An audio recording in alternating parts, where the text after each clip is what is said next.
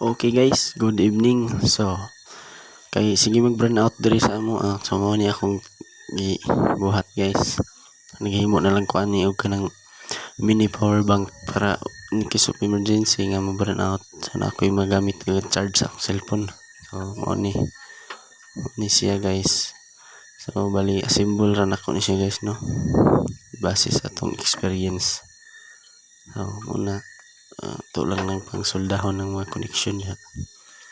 So ano ni cut lang na akong video kay murag taas naman kayo gatong di na to i-cut.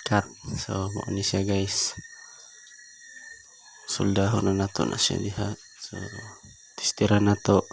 So na-reading na to ang 3.3 volts. O mo na ni siya ang final guys. So wala na nato napakita gid sa nato pag-connect kay mataas naman natong video. So mo na ni gana siya guys no, nag-charge siya.